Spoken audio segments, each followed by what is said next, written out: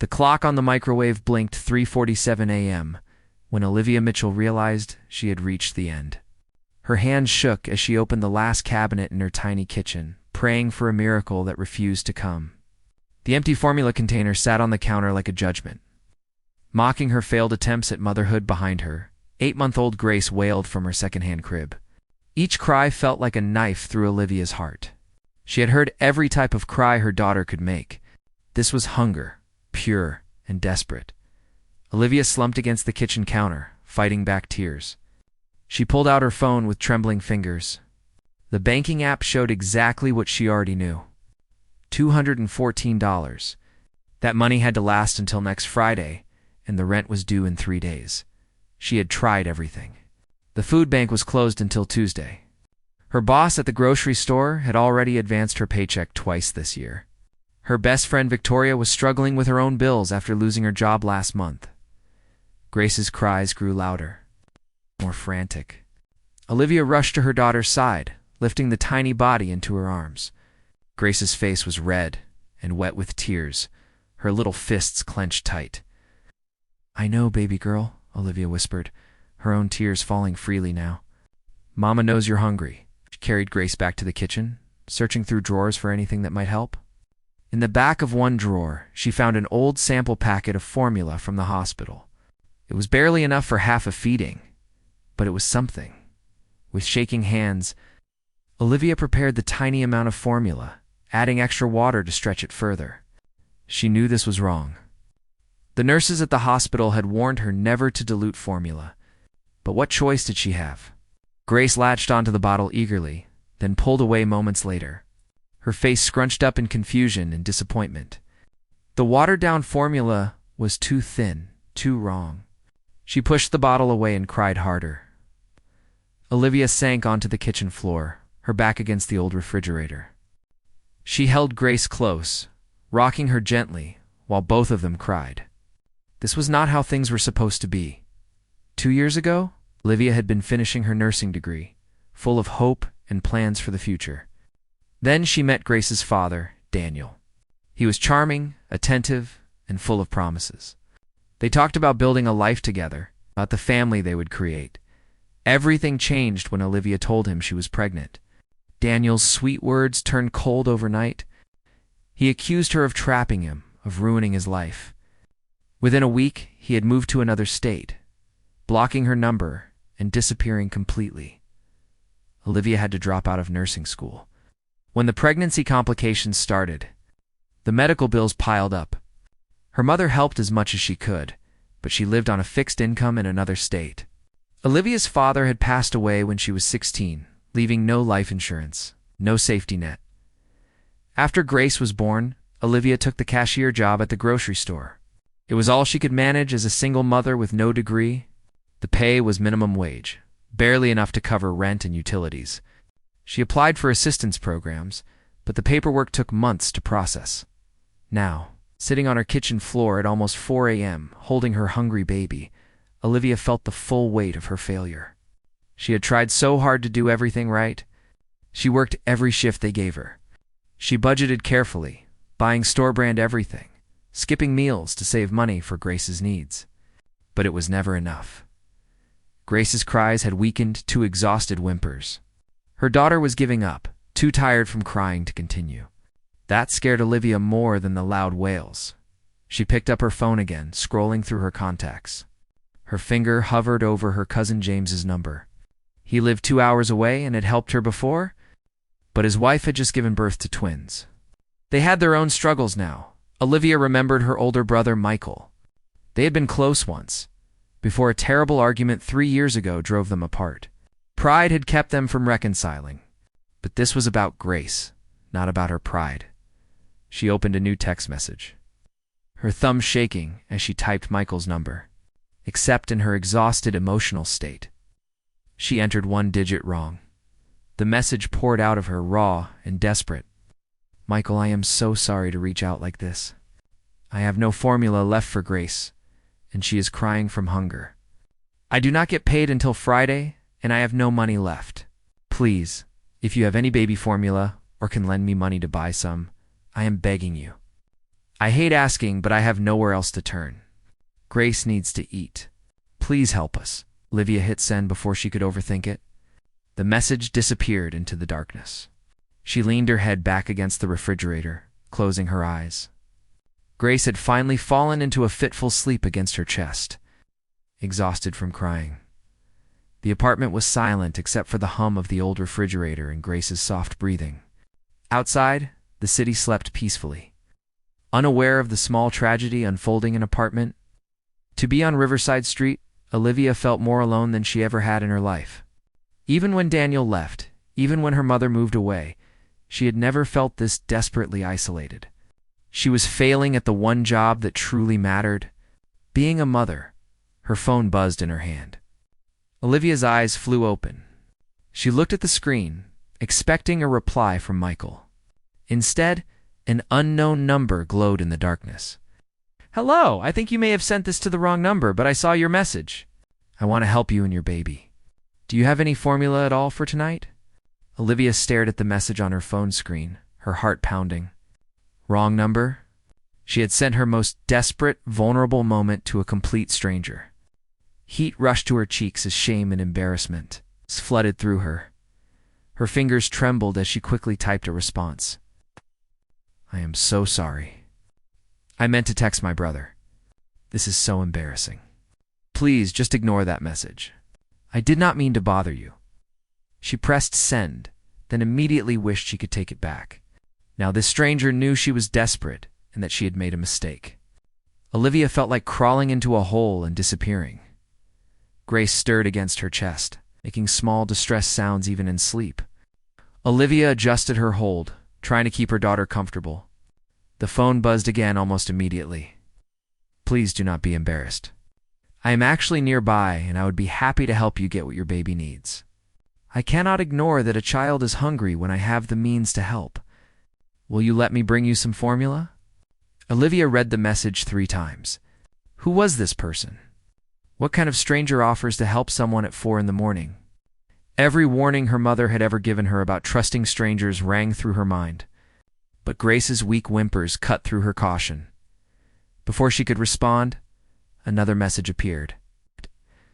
"I understand if you are uncomfortable meeting a stranger. I can leave formula on your doorstep or arrange a delivery if that feels safer. Whatever you need. Just please let me help." Something about the messages felt genuine. The person was offering options, respecting her boundaries, not pushing too hard. Still, Olivia hesitated. Her practical side screamed that this could be dangerous. But Grace needed food, and this stranger was offering help when no one else could. She typed carefully. "Hey, thank you, but I do not want to be any trouble. This was my mistake for texting the wrong number. I will figure something out." The response came quickly. "It is no trouble at all. I am awake anyway, and I have a vehicle. There is a 24-hour store nearby. I can have formula to you within 30 minutes. Please, no child should go hungry when help is available." Olivia felt tears stinging her eyes again. The kindness in those words reached something deep inside her. She thought about Grace's hungry cries, about the long hours until any store would open, about her complete lack of options. "Are you sure?" she typed back. "I feel terrible about this whole situation. I am completely sure. My name is Benjamin. What is yours?" The simple introduction made it feel more real, more human. Olivia took a shaky breath. "My name is Olivia. My daughter is Grace. She is 8 months old." "Grace is a beautiful name," Benjamin replied. "Olivia, please give me your address. I promise I just want to help. I will bring the formula and leave it wherever you feel comfortable." Olivia sat on the kitchen floor, wrestling with herself. Every instinct told her this was risky. But every maternal instinct told her Grace needed food. Finally, desperation won. "I live at 428 Riverside Street, apartment to B, the building with the blue door. I cannot thank you enough for this. I will be there soon. Try not to worry." Across town, Benjamin Foster sat in his home office, already reaching for his car keys. The penthouse apartment felt even emptier than usual tonight. He had been going over quarterly reports, unable to sleep as thoughts of business deals and board meetings chased through his mind. When the misdirected text arrived, as something shifted inside him, he saw an opportunity to do something meaningful, something that mattered more than profit margins and stock prices. Benjamin had grown up poor. His mother had raised him and his sister alone after their father left. He remembered nights when dinner was just toast and water. He remembered his mother crying quietly when she thought the children were asleep. Those memories had driven him to build Foster Industries into what it was today. But success had brought loneliness he never anticipated. The message from Olivia reminded him why he had fought so hard to escape poverty. No child should experience hunger. No mother should feel that desperate. He grabbed his jacket and headed to the garage. His collection of luxury cars gleamed under the overhead lights. Tonight, he chose the least flashy option. A dark sedan that would not draw attention in a modest neighborhood. The 24-hour convenience store was nearly empty. Benjamin walked directly to the baby section and studied the formula options. He had no idea which brand was best, so he selected 3 different types, including the most expensive organic option. He added bottles, nipples, and baby wipes. At the checkout, he also grabbed some diapers in 2 different sizes, unsure what an 8-month-old would need. The tired cashier raised an eyebrow at his purchases but said nothing. Benjamin paid and headed back to his car. Programming the address into his GPS, Riverside Street was in an older part of the city. The apartment buildings were worn but maintained, the kind of place where working families struggled to get by. Benjamin parked in front of Building 428 and gathered the bags as he approached the blue door. He felt unexpectedly nervous. What if Olivia changed her mind? What if she thought he had ulterior motives? He wanted to help, nothing more, but he understood how suspicious this might seem. He found apartment to be and knocked softly, not wanting to wake neighbors or startle Olivia more than necessary. The door opened almost immediately. Olivia stood there holding Grace, and Benjamin felt his heart clench. She looked exhausted, her brown hair pulled back in a messy bun, her eyes red from crying. But there was a strength in her face, determination that spoke of someone who had been fighting hard for a long time. Grace was tiny. With wispy blonde hair and rosy cheeks still flushed from crying, she looked up at Benjamin with wide blue eyes, too tired to fuss. "Benjamin?" Olivia asked quietly. "Yes. You must be Olivia." He held up the bags. "I brought several types of formula since I was not sure which kind Grace uses, and a few other things I thought might help." "Ow." Olivia's eyes widened as she saw the full bags. "That is too much. I only needed 1 container." "Please," Benjamin said gently. "I want to help. May I come in?" "I promise I will only stay a moment." Olivia hesitated, then stepped back to let him enter. The apartment was small, but clean. Benjamin could see she had tried to make it homey with secondhand furniture and cheerful curtains. A stack of bills sat on the kitchen table, a reminder of the struggles she faced. He set the bags on the counter. "I got regular formula, soy formula, and an organic option. Whatever works best for Grace." Olivia came closer, peering into the bags. When she saw the diapers and wipes, her composure crumbled. Tears spilled down her cheeks. "I cannot accept all this," she whispered. "This is too much. I do not even know you." Benjamin kept his voice soft and steady. "You can accept it. Grace needs it. And honestly, Olivia, I am glad your text came to me. I have been looking for a way to do something that matters. This matters. But why?" Olivia asked, her voice breaking. "Why would you help us like this?" Benjamin met her eyes. "Because a long time ago, my mother was you, and I was Grace. I remember what it feels like to be hungry. I remember my mother's face when she had to ask for help. Someone helped us then. Now I can help you." The honesty in his words touched something deep in Olivia's heart. She looked at this stranger who had appeared in her darkest hour like an answer to a prayer she had been. Afraid to speak aloud, Grace began to fuss, reminding them both why he was there. "Let me make her a bottle," Olivia said. Moving toward the bags with renewed purpose, Olivia's hands still trembled slightly as she prepared the formula, but this time it was from relief rather than desperation. Benjamin stood respectfully near the doorway, giving her space while remaining close enough to help if needed. She could feel his presence, calm and reassuring, filling her small apartment with an unexpected sense of safety. Grace watched from her bouncer with wide, curious eyes. The baby seemed to sense that something had changed, that help had arrived. Her fussing quieted to soft coos as she observed the tall stranger in her home. "Would you like to sit down?" Olivia asked, gesturing toward her worn sofa. "I feel terrible having you stand there after everything you have done." Benjamin smiled and settled onto the couch. "Thank you." "How long has it been since Grace ate properly?" Olivia's cheeks flushed with shame as she measured the formula. "Since yesterday afternoon. I thought I had one more container, but I was wrong. I have been trying to stretch everything, but sometimes the math just does not work out." She tested the temperature of the formula on her wrist, then lifted Grace into her arms. The moment the bottle touched the baby's lips, Grace latched on eagerly. The room fell silent except for the sound of her hungry drinking. Tears rolled down Olivia's face as she watched her daughter, finally getting the nourishment she needed. "I am sorry," she whispered, wiping her eyes with her free hand. "I do not usually fall apart like this." "I have nothing to apologize for," Benjamin said quietly. "You are doing an incredible job under difficult circumstances. Grace is lucky to have a mother who fights so hard for her." Those words broke something open inside Olivia. When was the last time anyone had told her she was doing a good job? When had anyone acknowledged how hard she was fighting? She looked at Benjamin through blurred vision and saw only genuine compassion in his dark eyes. "I used to have my life together," she found herself saying. "I was in nursing school. I had plans and dreams. Then I got pregnant and everything changed. Grace's father left before she was even born. My whole life just fell apart." Benjamin leaned forward, resting his elbows on his knees. "Your life did not fall apart, Olivia. It changed direction. There is a difference. You are working, caring for your daughter, surviving against odds that would break most people. That takes remarkable strength." Olivia looked down at Grace, who was drinking more slowly now, her tiny hand wrapped around Olivia's finger. "Most days I feel like I am barely surviving, like I am one emergency away from losing everything."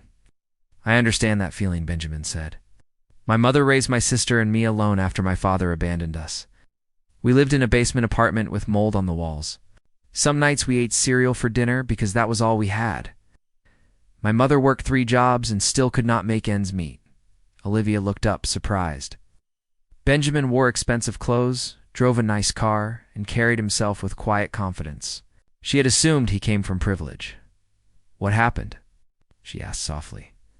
"My mother got a break. A woman at her church helped her get a better job. That led to another opportunity, then another. She went to night school, got her degree, and slowly climbed out of poverty. It took years, but she did it. She taught me that hard times are not forever, and that accepting help is not weakness. It is wisdom." Grace finished the bottle and let out a satisfied sigh. Olivia lifted her to her shoulder, gently patting her back. "I have always been so independent. Asking for help feels like admitting I failed." "You did not fail," Benjamin said firmly. "The system failed you. Life threw you challenges that no one should face alone, but you kept going. You kept fighting for your daughter. That is not failure, Olivia. That is courage." A comfortable silence settled between them. Benjamin watched as Olivia burped Grace, then rocked her gently.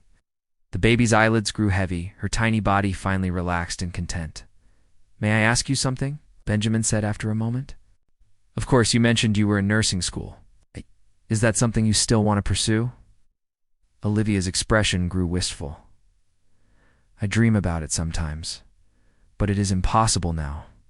I cannot afford childcare and tuition, can barely afford rent."